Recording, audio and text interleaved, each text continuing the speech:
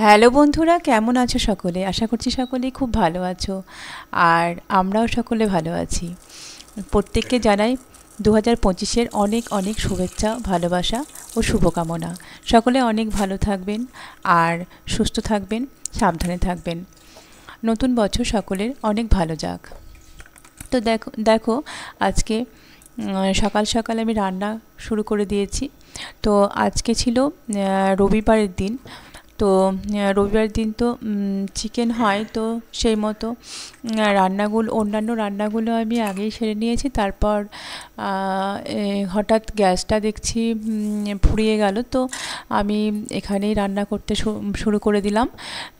তো হচ্ছে আলুগুলো পিস পিস করে নেব চিকেনে দেওয়ার জন্য।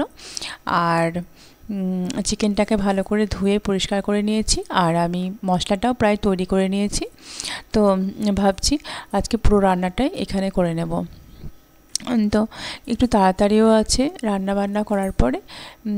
ভাবছি একটু ঘুরতে যাব, তো সেই কারণের জন্য রান্নাটা কিন্তু একটু তাড়াতাড়ি করে নিতে হবে। তো আজকে আমি এখানে নিয়েছি আলু, বেশ কয়েকটা 4-5টা আলু নিয়েছি। মোটা মোটা সাইজ করে কেটে নিচ্ছি চিকেনে দেওয়ার জন্য। তো প্রথমে আমি আলুগুলোকে ভালো করে তেল দিয়ে ভেজে নেব। এখানে আমি আন্দাজ মতো লবণ হলুদ দিয়ে দিয়েছি। আর আলুগুলো ভেজে নেওয়ার পর তারপর এটাকে তুলে রেখে তারপর চিকেনটা বানাবো। তো শীতের শুরুতেই তো আমাদের মানে খাওয়া দাওয়া বা ঘোরাফেরার সমস্ত কিছু শুরু হয়ে যায়। পিকনিক বলো বা ট্যুরে যাওয়া বলো। তো শীত ছাড়া তো গরমে সে সমস্ত কিছু করার উপায় নেই। কারণ শীতটা তবুও বা ভালো লাগে, সহ্য মনে হয়, কিন্তু গরমটা ভীষণভাবে অসহ্য লাগে। কারণ কি, গরমে কিন্তু এক পাও বাইরে বেরানো যায় না, বা বাড়িতে বলো বা বাইরে বলো কোনো জায়গাতেই কিন্তু স্বস্তি মনে হয় না। কিন্তু শীতকাল পড়লে ঠান্ডা একটু লাগে বটে, কিন্তু তবুও মনে হয় অসহ্য মনে হয় না। বাইরে বা ঘুরতে যাওয়া বলো বা পিকনিক করতে যাওয়া বলো বা বাড়িতেই থাকার কথা, যেটাই বলা হোক না কেন, কিন্তু মোটামুটি ভালোই লাগে। খাওয়া দাওয়াও মানুষ করতে পারে। খুব একটু বেশি খাওয়া দাওয়া হয়ে গেলে বা রিচ মশলা খেলেও কিন্তু সেরকম অসহ্য কিছু হয় না। আর গরমের দিনে যেমন খাওয়া যায় না, বেরোনো যায় না কোথাও, সমস্ত কিছুতেই কিন্তু মনে হয় যেন একটা অসহ্য ভাব। তো তাই ভাবছি শীতের আজকে কিন্তু ওয়েদারটা বেশ ভালোই আছে। বেশ রোদ উঠেছে, আবার হালকা হালকা ঠান্ডাও পড়েছে। তো কাছে কোথাও একটু ঘুরে আসা যাক। তো সকাল সকাল উঠে আমি পুজো সেরে নিয়েছি, স্নান করে নিয়েছি। আর বাকি রান্নাটা কিন্তু গ্যাসেই করা হয়েছিল। মা ডাল ভাত একটা সবজি নামিয়ে নিয়েছে। তো সেগুলো কমপ্লিট হয়ে যাওয়ার পরে ঘরের কিছুটা কাজও কমপ্লিট করে নিয়েছি। তো তারপর আমি এখন চিকেনটা করে নেব, তারপর খাওয়া দাওয়া শুরু হবে। খাওয়া হয়ে গেলে কিন্তু আমরা একটু বেরোবো। তো দেখো আলুগুলো ভাজা হয়ে গেছে। এখানে আমি আলুটা ভেজে নেওয়ার পর আমি চিকেনটা এখানে বসিয়ে দেব। তো চিকেনের জন্য যে মশলাটা সেটা মাই প্রায় বানিয়ে নিয়েছে, আর আমি এখানে চিকেনটা ভালো করে ধুয়ে নিচ্ছি। তো আজকে সকালে কাজ সারতে প্রায় অনেকটাই দেরি হয়ে গেছিলো। ভেবেছিলাম কি যে চিকেনটা পরে গ্যাস সিলিন্ডারটা আসলে সেখানেই বানাবো। তো সেটা আসতে অনেকটা দেরি করলো, আর অনেকটা দেরিও হয়ে গেল, খাওয়ার সময়ও হয়ে গেছে। তো ভাবলাম যে এখানেই বানিয়ে নিই। আর সকালে উঠে যে সমস্ত গাছগুলো তে ফুল গাছের চারা লাগানো হয়েছে উপরে ছাদে, সেই সমস্ত গাছগুলো অনেকটা পরিচর্যা করার ছিল। একটু স্প্রে ওষুধ দিতে হলো।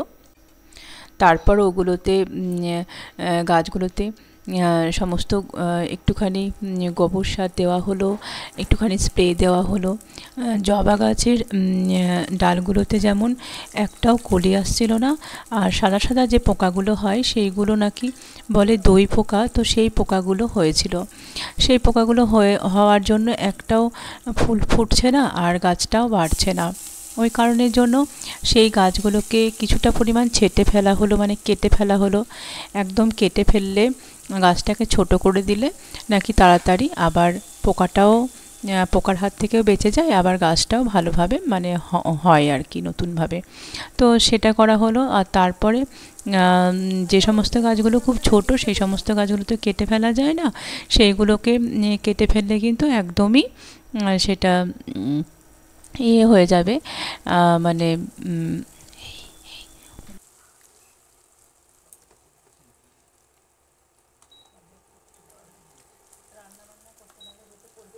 এরপর সমস্ত গাছগুলোকে আবার নতুন করে মাটিতে মানে মাটি দিয়ে তার মধ্যে হালকা একটু জল দিয়ে রোদের মধ্যে রাখা হলো। আর যে সমস্ত গাছগুলো নিচে ছিল সেগুলোকে সমস্ত তো আমি ওপরে উঠিয়ে দিলাম, কারণ ছাদে এখন টানা রোদ পাবে, নিচে থাকলে কিন্তু অতটা রোদও পাচ্ছে না আর গাছগুলো সেভাবে বাড়ছেও না, ফুলও আসছে না। তো এই সমস্ত কাজ করতে করতে প্রায় অনেকটা সময় হয়ে গেছে আর রান্নারও দেরি হয়ে গেছে। তো ভাবলাম যে স্নান টান করে একেবারেই রান্নাটা বসিয়ে দেবো। আর উপরের তিনতলা ছাদে যে গাছটা হয়েছিল, মানে জবা গাছটা, যেটা এমনি জবা গাছ, মানে এমনি আমাদের যে রেড কালারের জবাগুলো হয়, সেই গাছটা আমি নিজেই লাগিয়েছিলাম। মানে পাশের বাড়ির থেকে হচ্ছে ডাল নিয়ে, সেই ডালটাকে আমি কি করি, প্রথমে যেটা করি সেটা হচ্ছে বর্ষার সময় এটা করি, আমি ডালটাকে ভালো করে কেটে নিই, মানে গোড়ার দিক থেকে একটা শক্তপোক্ত মোটা ডাল নিই। সেই মোটা ডালটাকে না আমি এই প্রসেসে করি, একটা মানে জলের যে সমস্ত বোতলগুলো আমাদের হয়, সেই বোতলগুলো জল খাওয়ার পরে যেগুলো বোতলগুলো আমরা রেখে দিই বা ফেলে দিই, সেই সমস্ত বোতলে জল ভরে নিই। তারপর ওই ডালটাকে ভালো করে ওই বোতলের মধ্যে আমি রেখে দিয়ে অনেক দিন রাখার পরে দেখা যায় যে সেটাকে একটু হালকা রোদের জায়গায় প্লাস হালকা ছায়ার জায়গায় রাখতে হয়। মানে খুব টানা রোদে বা ছায়ার জায়গা, একদম ছায়া রাখলেও কিন্তু হবে না, একদম রোদে রাখলেও হবে না, যেমন ছায়াতে রাখলেও হবে না। তো সেই রকম রেখে দিই। তারপর সেখান থেকে দেখি প্রায় কোনোটা হয়তো 15 দিন পর, কোনোটা হয়তো 1 মাস পর, কোনোটা হয়তো 20 দিন পরেও হয়, এরকমও হয়েছে অনেক সময়। তো 20 দিন পর এরকম হয় কি যে বেশ ভালো মতো সাদা একটা অঙ্কুর বেরিয়ে যায়, মানে শিকড় বেরিয়ে যায়। তো সেইটা একদিকে নয়, প্রায় অনেক দিকেই বের হয়ে যায়।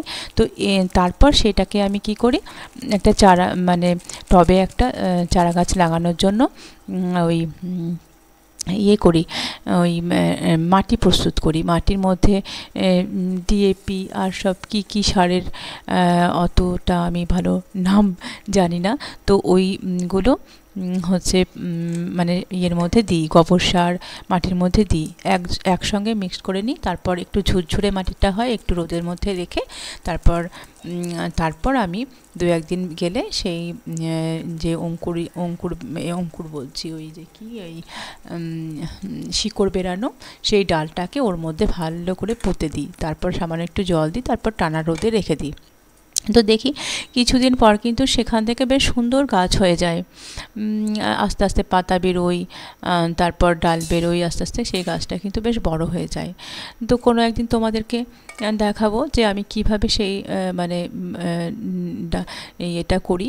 আর যে জবা গাছটা আমি এরকম করে করেছি, তো সেই জবা গাছটা কেমন হয়েছে, সেখান থেকে কেমন ফুল পাচ্ছি, কতটা বড় হয়েছে, এটা একদিন ছাদে নিয়ে গিয়ে তোমাদের সঙ্গে শেয়ার করব।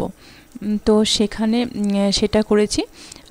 তো সেইভাবে আমি 2-3টে জবা ফুল গাছ লাগিয়েছি। একটা হচ্ছে বেশ বড় সাইজের জবা গাছ, মানে পিঙ্ক কালার হয়, ওটা বেশ বড় সাইজের হয়।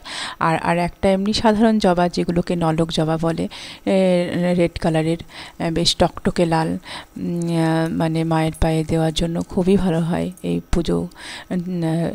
মা কালী বলো, তারা মা বলো, সমস্ত দেবতাই তো ঠাকুরই তো জবা ফুল পছন্দ করেন, মা কালী খুব। তো সেই পুজোর ক্ষেত্রে এটা খুব কাজে আসে। তো হচ্ছে ওই জবা ফুলটা লাগিয়েছিলাম। আর একটা ছোট্ট জবা, যেটা হচ্ছে 50 টাকা করে নিয়েছিল, মানে কিনে এনেছিলাম, সেই জবা গাছটা লাগা হয়েছিল। ওটাকে ছোট ছোট লঙ্কার মতন বেশ কলি আসে, তারপর ফোটে। ওটাও দেখতে খুব সুন্দর, টকটকে লাল হয়, কিন্তু সাইজে ছোট হয়। তো সেই জবা গাছ লাগিয়েছিলাম। তারপর একটা পঞ্চ জবা লাগিয়েছিলাম, একটা পিঙ্ক কালারের, আর একটা হচ্ছে এমনি নলক জবা, যেটা সাধারণ জবা আর কি, লাল কালারের, ডালটা কেটে লাগিয়েছিলাম। তো সবগুলোই কিন্তু আমি এভাবে লাগিয়েছিলাম। আর একটা শুধু আমি 50 টাকা দিয়ে এনেছিলাম, চারা এনেছিলাম। সেই চারাটা হচ্ছে ছোট, মানে জবাটা। তো এই গাছগুলোকে একটু পরিচর্যা করতে সময় নিয়েছিল অনেকটা। আর তারপর আছে পিটুনিয়া ফুল, তারপর হচ্ছে ইনকা, তারপরে হচ্ছে গাঁদা, তারপরে আর একটা সালভিয়া। এই সমস্ত গাছগুলো কিন্তু আমার ছাদের মধ্যে আছে। তো এই সমস্ত গাছগুলো কিন্তু মানে মাঝে মাঝে জল দিতে হয়, সার দিতে হয়, ওষুধ স্প্রে করতে হয়। আর এক ধরনের ওষুধ আছে, সেটা স্প্রে করলে কিন্তু জবা গাছটা দেখি আগে একদম ছোট ছোট কলিগুলো আসছিলই না, ফুল ফুটছিলই না। তো এই ওষুধটা স্প্রে করার পর থেকে কিন্তু দেখছি বেশ সুন্দর, বেশ ডালে ডালে 4-5টা করে কলি এসছে। আর প্রতিদিন প্রায় 2-1টা করে ফুলও জানেন তো পেয়ে যাচ্ছি। বেশ নিজের হাতে গাছ লাগানোর পর তারপর যে মানে ফুলটা পাওয়া যায় বাড়িতে, সেই ফুল দিয়ে পুজো করা তো কত যে আনন্দ হয়। মানে একটা আনন্দই একটা আলাদা আর কি। কেনা ফুলে তো আগে পুজো করতাম, মাঝে মাঝে এসে বৃহস্পতিবার এখানে ফুল দিতে আসে, তো ফুল দিয়ে যেত, সেই ফুলেই পুজো করতাম আমরা। তো তারপর আমার যখন গাছগুলো বড় হয়ে গেল আর ফুল ফুটতে শুরু করলো, তো তখন আর ওই ফুলের প্রয়োজন হয় না। তো দেখে খুব ভালোও লাগে।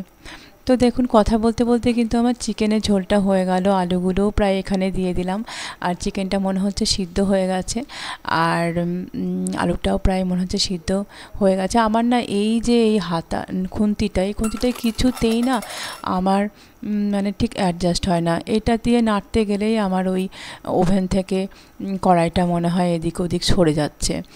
তো চলুন দেখি এবারে এটাকে একটু তুলে নিয়ে একটু মানে টিপে দেখি যে এটা সিদ্ধ হয়েছে কিনা,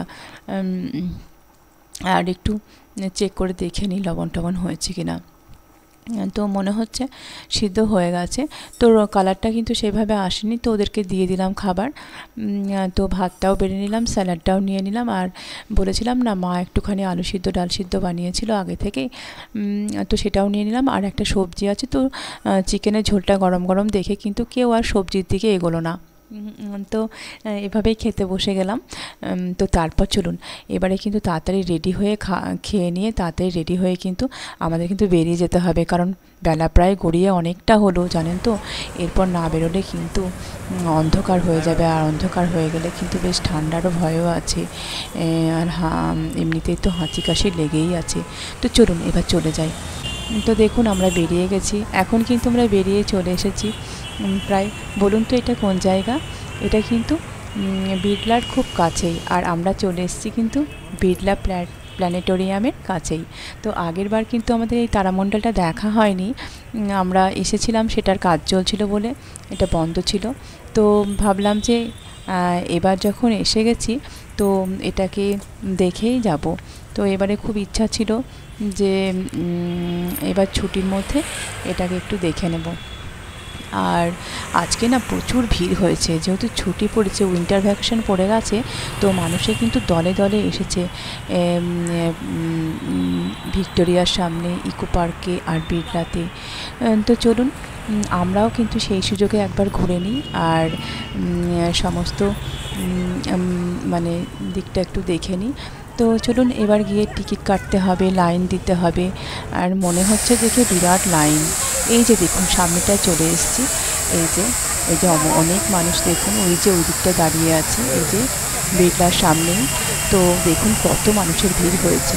তাহলে চলুন আজকের মতো ব্লগটা এ পর্যন্তই। সকলে ভালো থাকবেন, সুস্থ থাকবেন, সাবধানে থাকবেন।